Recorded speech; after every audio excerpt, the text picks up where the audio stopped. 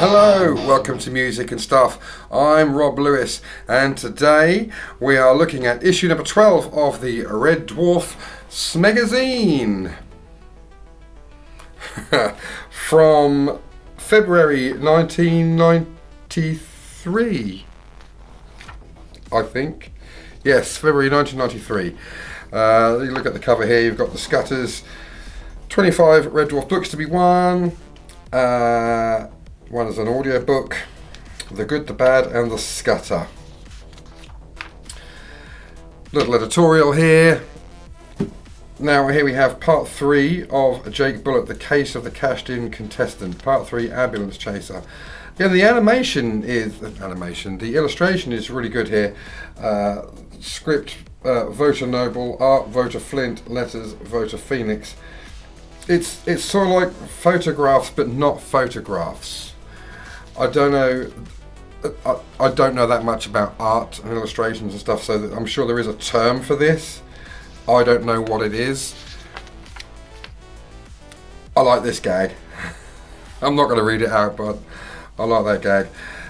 I think the issue that I have with this Jake Bullitt story is this is a monthly magazine, and you get 2 pages each month. You don't get time to soak it in and really follow it. So what I might do is, once I got to the end of it, read it all again in one lump. Because also it's not like I review these things on a regular basis. I kind of clump them and then release them like that, and then do another clump. So news from the Dwarf. This kind of dates it. This is before they'd started filming Red Dwarf Series 6. So they're talking about Dwayne Dibley making a return, new directors, that Holly wasn't going to be present, or Hattie Hayridge wasn't going to be present. Craig Charles presenting a radio show on Kiss FM.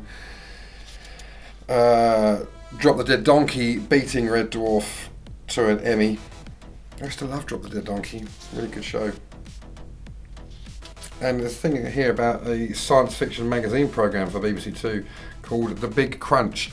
I don't remember that ever happening. Do you? If you remember it, go to comments, let me know. If there's a video on YouTube, stick a link for that in the comments as well. Are you allowed to do that? Yeah, I think you are, aren't you? And then we've got the Red Dwarf interview, Ed Bye, of course, the director and producer who, as it says here, worked with the Young Ones, Filthy Rich and Cat Flap, Ruby Wax, Jasper Carrot. Some of my favourite shows growing up, particularly the Young Ones. I'm not going to... If you want to read it, pause the video and look. I'm not reading it all out, but it's good. Caption competition... I don't really... Not really into that. This is what happens when you let other people come up with their own jokes. Wear flares. What do you think? I'm a pervert. It's just a thing for joining the Red Dwarf fan club.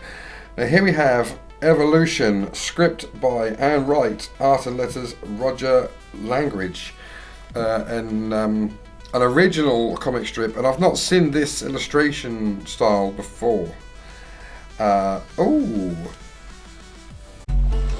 Hello, Holiday Rob here from Croatia. Just want to let you know, if you're enjoying this video, thanks very much for watching, but don't forget to smash that like button, hit the subscribe button, and of course the alarm notification bell so you know when my videos are coming out. And if you're interested, I've got social network stuff, Facebook, TikTok, Instagram, not Twitter though. And I've also got a Patreon, so you can find me there. It's in the description. Links for everything's in the description. And yeah, I'm going to hand you back again, because otherwise Studio Rob gets frustrated. And I heartily agree with everything that guy says. Essentially, Lister's about to eat a bacon sarnie, bacon butty, and then it suddenly turns into a pig. And Crichton has found this thing in the cargo decks, an E-accelerator that speeds up evolution, but it seems to be working backwards.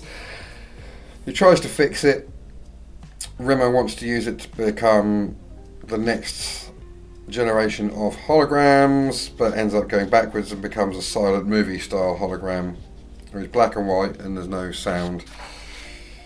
And then it gets pressed on the main crew, the rest of the crew. Lister becomes caveman. Cat becomes a cat, and Crichton becomes a vacuum cleaner. Toaster comes along and repairs it, shoots the pig to test it, and the pig turns into a pig human. What would that be? Porcus sapiens? Then brings the rest of the crew back. Lister tries to flirt with the pig lady, but she goes off and seals herself in stasis. It's alright. It's a silly bit of fun. It's not canon. It's alright. It's a little bit of silliness. Let me have a thing here about Cyberzone. I can't remember if I watched that or not. I vaguely remember bits about it, but wasn't it like a rival to Crystal Maze, but with VR and things like that? But yeah, I can't honestly remember. I'd be lying if I said I knew any more than that. Androids finally got its own full page spread. That's the usual thing. Android's just doing what it does. Fun page. This is the thing I've said before about, I don't know quite who this is aimed at. It's strange. You've got Holly's A to Z of things in the show. The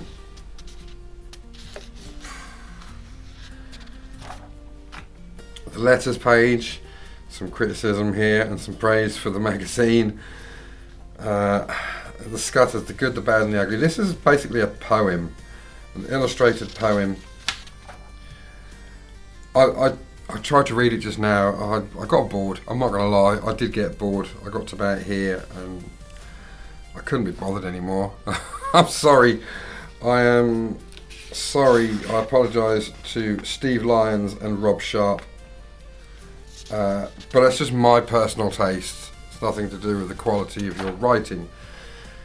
Do not touch. This is the thing about holograms, an in and out of universe discussion essay on holograms in and out of the show and their history. Douglas Adams Mostly Harmless. I think this is the only Douglas Adams book I haven't read. I haven't read the Dirk Gentlys actually, but I never read Mostly Harmless. This says Sadvertisement. Co-writer Vicky Lacey, visualizer artist John Rushby, Paul Muggins who had to colour and letter it, Aletta Fell. Aletta Fell does a lot in this magazine. It's about Crichton cleaning Lister's clothes. Silly little short really. And then Red Dwarf Talkie Toaster.